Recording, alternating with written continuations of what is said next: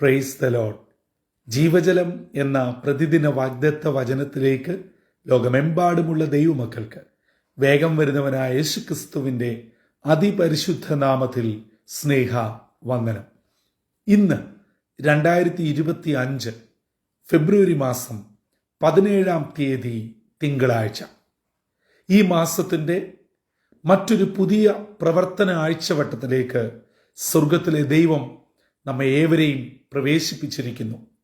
ആരോഗ്യത്തോടും സൗഖ്യത്തോടും നമ്മെ ഏൽപ്പിച്ചിരിക്കുന്ന ഉത്തരവാദിത്തങ്ങൾ വിശ്വസ്തയോടെ നിർവഹിപ്പാൻ സ്വർഗത്തിലെ ദൈവം നമ്മെ ഏവരെയും ഇടയാക്കട്ടെ എന്നുള്ള പ്രാർത്ഥനയോടെ ഇന്നത്തെ വാഗ്ദത്ത വചനത്തിനായി പ്രാർത്ഥിക്കാം. ഇന്ന് ജീവജലത്തിൽ കൂടി പ്രോമിസ് വേഴ്സായി നമുക്ക് ലഭിച്ചിരിക്കുന്നത് 25-ാം സങ്കീർത്തനം 15-ാം വാക്യം. സാംസ് 25 വേഴ്സ് 15 നാം ഇപ്രകാരം വായിക്കുന്നു: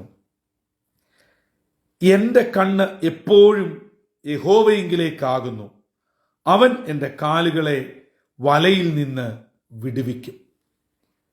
25-ാം സങ്കീർത്തനം ദാവീദിന്റെ ഒരു സങ്കീർത്തനമാണ്. ആ സങ്കീർത്തനം ആരംഭിക്കുന്നത് തന്നെ യഹോവേ, ഞാൻ നിങ്കിലേക്ക് എൻ്റെ മനസ്സ് ഉയർത്തുന്നു. ആ ഒരു വലിയ സമർപ്പണത്തോടും അപേക്ഷയോടും കൂടെയാണ് നാം വായിച്ചു കേട്ട ഇന്നത്തെ വാഗ്ദത്ത വചനമായ 15-ാം വാക്യം പറയുന്നത്: എൻ്റെ കണ്ണ്, എൻ്റെ നോട്ടം, എൻ്റെ ശ്രദ്ധ എപ്പോഴും ദൈവത്തിങ്കിലേക്കാണ്. അങ്ങനെ ഞാൻ ദൈവത്തിങ്കിലേക്ക് മാത്രം കോൺസെൻട്രേറ്റ് ചെയ്യുമ്പോൾ ഞാൻ വീഴേണ്ട, ഞാൻ അകപ്പെടേണ്ട സകല വലയിൽ നിന്നും കുടുക്കുകളിൽ നിന്നും തമ്പുരാൻ എന്നെ വിടുവിക്കും. പ്രിയമുള്ളവരെ, നമുക്ക് നോക്കാനും അടുത്ത് ചെല്ലാനും ഒരു സ്ഥലമുണ്ട്, ഒരു നാഥനുണ്ട്. ഇതൊരു വലിയ പ്രാധാന്യമുള്ള കാര്യമാണ്. ഇന്നത്തെ ലോകത്തില് ദൈവം മനുഷ്യന് ബുദ്ധിയും കഴിവും പ്രാപ്തിയും എല്ലാം കൊടുത്ത് വിദ്യാഭ്യാസവും ജോലിയും പണവും സ്ഥാനവും മഹിമയും ഒക്കെ കയ്യിലേന്തി കഴിയുമ്പോൾ പിന്നെ ഇവയൊന്നും തന്ന ദൈവത്തിന് ആവശ്യമില്ല. പിന്നെ ദൈവത്തിന്റെ ആവശ്യം എന്താണ്? ദൈവത്തെക്കാട്ടിലും നാം വളർന്നു, നമ്മുടെ ബുദ്ധി വികസിച്ചു. പിന്നെ ദൈവത്തിന്റെ ആവശ്യമില്ല, എന്നെ കൊണ്ട് സകലവും പറ്റും, എനിക്ക് പിടിച്ചടക്കുവാൻ കഴിയും.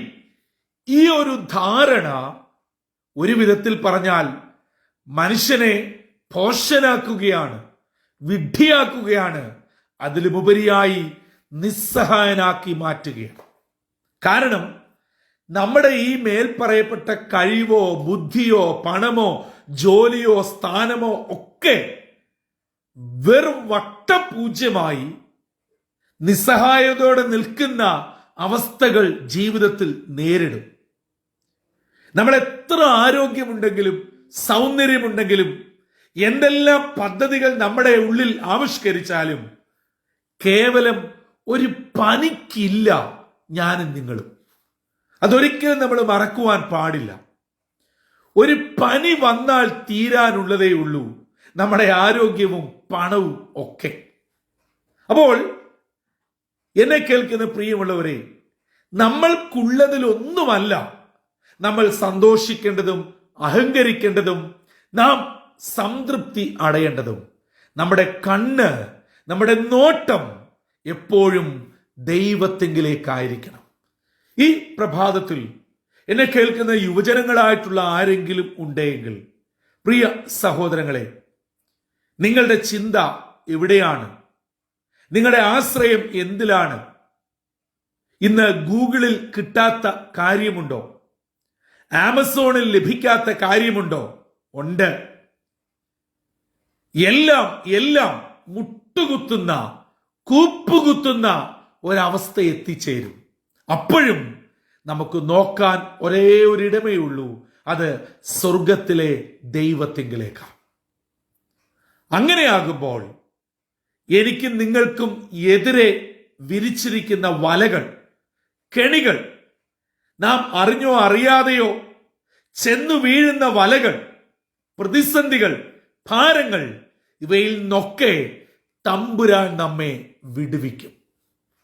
ഇന്ന് പകൽ ഏത് വിഷയത്തിലാ പ്രിയമുള്ളവരെ താങ്കൾ വിഷമിച്ചിരിക്കുന്നത്?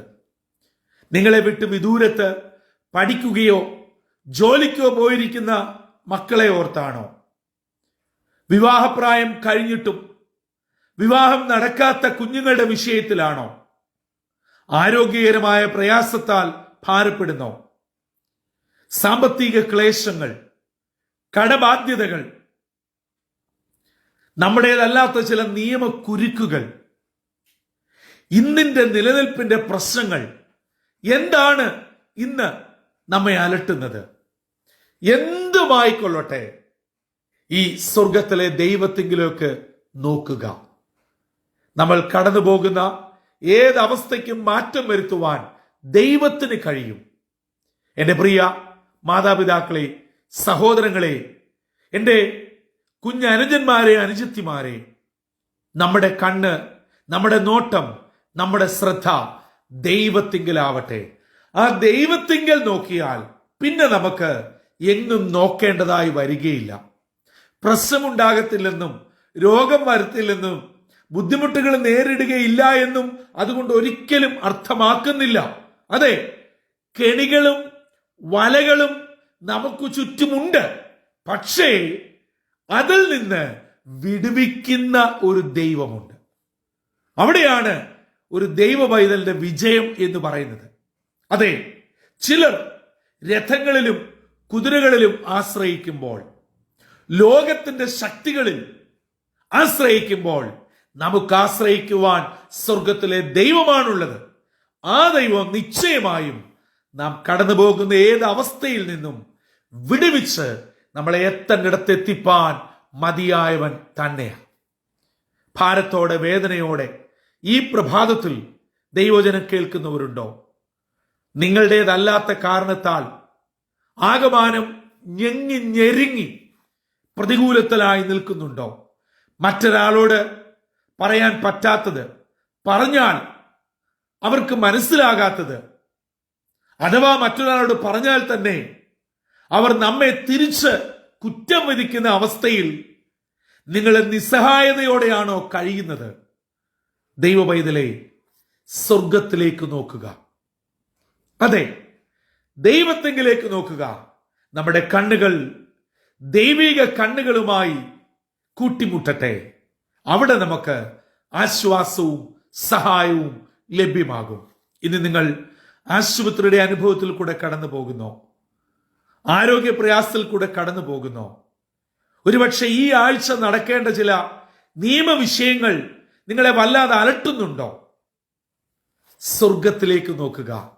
നിശ്ചയമായും നിങ്ങൾ കടന്നു പോകുന്ന ഏതു വലയിൽ നിന്നും വിടുവിച്ച് സ്വസ്ഥതയും സമാധാനവും സൗഖ്യവും വിടുതൽ നൽകി നിങ്ങളെ അനുഗ്രഹത്തോടെ നടത്തട്ടെ.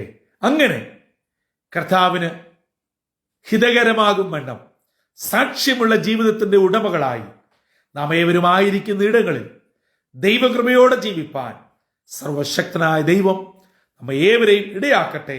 അതിന് ഇന്നത്തെ വാഗ്ദത്ത വചനം നമ്മെ ഒരുക്കുകയും ചെയ്യട്ടെ. തലകളെ വണക്കാം, പ്രാർത്ഥിക്കാം. ഞങ്ങളെ അതിവാത്സല്യമായി സ്നേഹിക്കുന്ന ദൈവമേ, സ്വർഗീയ പിതാവേ, ഒരു പുതിയ പ്രവർത്തന ആഴ്ചവട്ടത്തിലേക്ക് അവിടുന്ന് ഞങ്ങളെ പ്രവേശിപ്പിച്ചതിനായി സ്തോത്രം.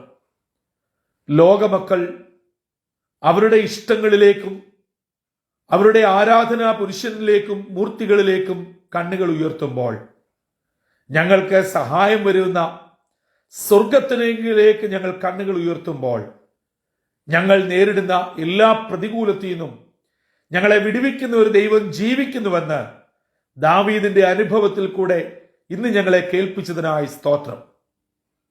വിവിധങ്ങളായിട്ടുള്ള ജീവിത സാഹചര്യങ്ങളിൽ കൂടെ കടന്നു പോകുന്ന അനേകർ ഇന്ന് ഈ ദൈവവചനം കേൾക്കുന്നു, ഈ പ്രാർത്ഥനയിൽ പങ്കുചേരുന്നു. അപ്പാ, അവരോട് കരുണ തോന്നണമേ. അവരുടെ ശ്രദ്ധയും നോട്ടവും അങ്ങയിലേക്ക് മാത്രമാകുവാൻ ഇടയാക്കണമേ. അങ്ങനെ ഞങ്ങളുടെ ജീവിതത്തിന്റെ എല്ലാ പ്രതികൂലത്തിൽ നിന്നും വിടുതൽ പ്രാപിച്ച് അനുഗ്രഹത്തോടും സാക്ഷ്യത്തോടും കൂടെ ജീവിപ്പാൻ സഹായിക്കണം. ഇന്നത്തെ ദിനം അനുഗ്രഹത്തിന്റെയും നന്മയുടെയും ദൈവകൃപയുടെയും ദിനമായി ഈ ആഴ്ചവട്ടം അനുഗ്രഹത്തോടെ ഞങ്ങളെ കാത്തു പരിപാലിക്കണമെന്ന് യേശു ക്രിസ്തു മൂലം അപേക്ഷിക്കുന്നു. കൃപയോട് കേട്ട് ഉത്തരം അരുളുമാറാകണമേ. ആമീൻ, ആമീൻ, ആമീൻ. പ്രിയ ദൈവജനമേ, എന്തെല്ലാം സാഹചര്യം വന്നാലും നമ്മുടെ നോട്ടം ദൈവത്തിങ്കിലേക്ക് മാത്രമാവട്ടെ. ഇന്നുവരെ ദൈവത്തിങ്കിലേക്ക് നോക്കാൻ മടിച്ച ആരെങ്കിലും എന്നെ കേൾക്കുന്നുണ്ടോ? അതിന്റെ കാരണം എന്തുമായിക്കൊള്ളട്ടെ, ഇന്ന് കർത്താവ് നിങ്ങളെ ആയതിലേക്ക് ക്ഷണിക്കുകയാണ്. സഹോദര, സഹോദരി, നിങ്ങളെയും കർത്താവ് സ്നേഹിക്കുന്നു.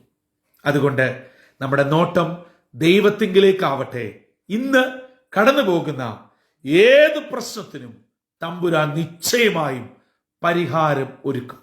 അങ്ങനെ വിടുതലോടെ, സന്തോഷത്തോടെ, അനുഗ്രഹത്തോടെ മുൻപോട്ട് പോകുവാൻ സർവശക്തനായ ദൈവം നമ്മെ ഏവരെയും ഇടയാക്കട്ടെ.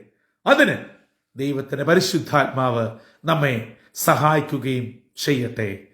കർത്താവിന്റെ അനുഗ്രഹിക്കപ്പെട്ട മുന്തിരിത്തോട്ടത്തിൽ നിന്നും brother Santhosh Kodukulanji. God bless you all.